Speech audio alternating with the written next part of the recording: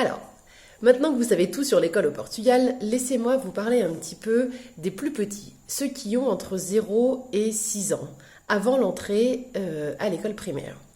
Alors, entre 0 et 3 ans, exactement comme dans les autres pays européens, comme en France, les enfants fréquenteront la crèche. Ils peuvent entrer en crèche normalement à partir de 4 mois et y resteront jusqu'à l'année où ils vont avoir 3 ans. À partir de là, entre 3 et 6 ans, on peut entrer en maternelle.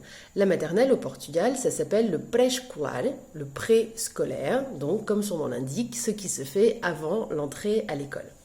La grande différence avec le système français, c'est qu'au Portugal, la maternelle n'est pas obligatoire et l'État n'est pas obligé d'avoir une place en maternelle pour tous les enfants. Ce n'est pas considéré comme une éducation obligatoire ou un moment éducatif obligatoire.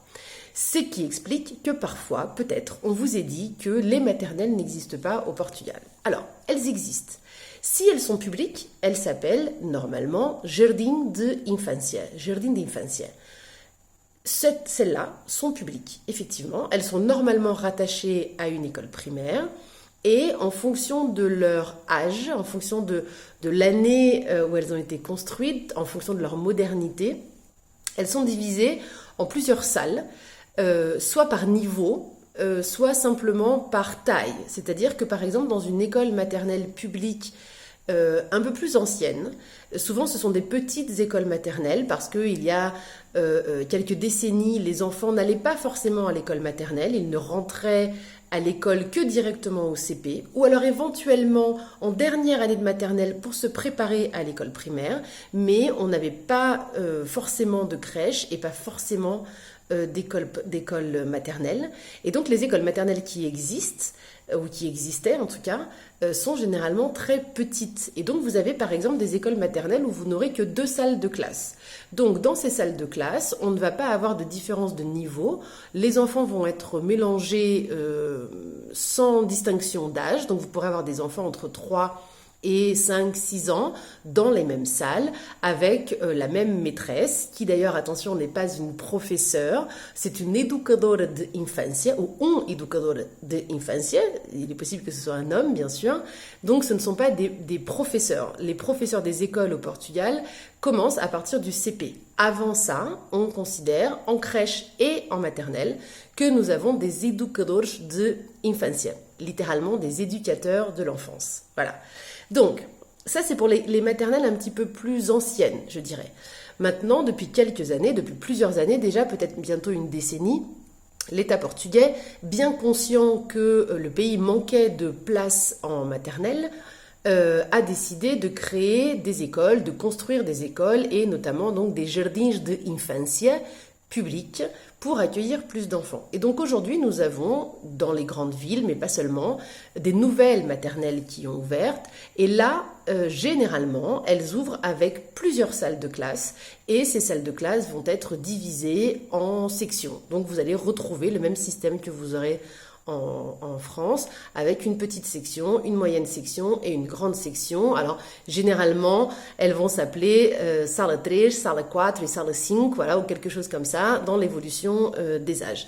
Mais donc, les deux systèmes sont possibles et existent au Portugal. Ça, pour le public. Ensuite, on a autre chose, qui est quelque chose qui pourrait être appelé de semi-privé. En portugais, ça s'appelle IPSS. Instituições particulares de solidariedade social. Donc, si je traduis, ça donne des institutions privées de solidarité sociale. Alors, qu'est-ce que c'est que ces institutions ?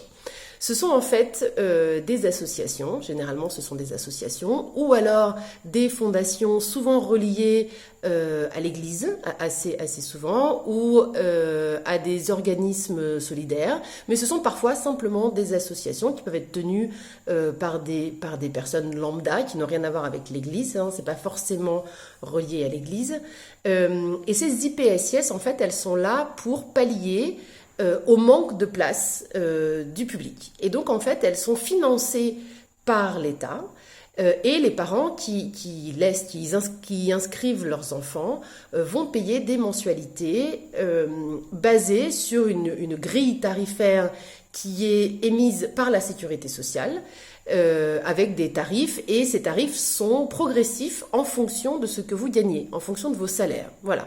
Donc ça veut dire que dans la même salle, pour le même âge, pour le même niveau, il y aura des enfants qui paieront, je ne sais pas, peut-être 20 € par mois, et d'autres qui paieront 200 € par mois en fonction de ce que leurs parents gagnent. Et ces IPSIS reçoivent pour chaque enfant une participation, un budget, je ne sais pas trop comment appeler ça, mais il y a un budget fixe par enfant qui n'a rien à voir, attention, avec ce que les parents payent. Tout le monde reçoit la même chose. Et ensuite, on a la mensualité du coup des parents. Donc voilà. Donc ça, c'est ce qu'on appelle les IPSIS. Et elles sont aussi des maternelles. Elles travaillent exactement comme des maternelles publiques. D'ailleurs, elles sont j'allais dire supervisionnées par le ministère de l'Éducation, exactement comme les publics, donc elles ne font pas ce qu'elles veulent. Elles sont aussi, tous leurs règlements, toutes leurs lois sont approuvées et auditionnées par la Sécurité sociale et le ministère de l'Éducation. Voilà. Donc ça, ce sont les maternelles IPSS.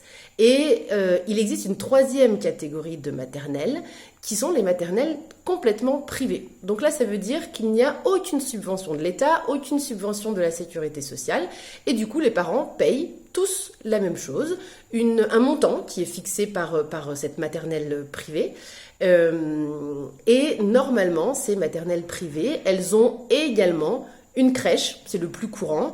On va avoir donc du coup une crèche et une maternelle qui vont former quelque chose, une école complètement privée. Voilà. Certaines vont être intégrées à des écoles privées, à des collèges internationaux par exemple, d'autres pas du tout. Elles vont simplement accueillir des enfants entre 0 et 6 ans, donc faire 3 ans de crèche, 3 ans de maternelle, et ensuite les enfants partiront pour l'école primaire. C'est un peu la même chose d'ailleurs pour les IPSIS, j'ai oublié de vous le dire. Ces IPSIS, elles aussi, elles sont pour la plupart crèches et maternelles, parce qu'effectivement, il n'y a pas de crèche réellement publique au Portugal. Les crèches que l'on pourrait considérer comme des crèches publiques sont en fait ces crèches semi-privées, ces IPSIS, qui donc ne sont jamais complètement gratuites. Les parents doivent toujours payer une mensualité, toujours calculée en fonction de leur rémunération, voilà, en fonction de ce qu'ils gagnent.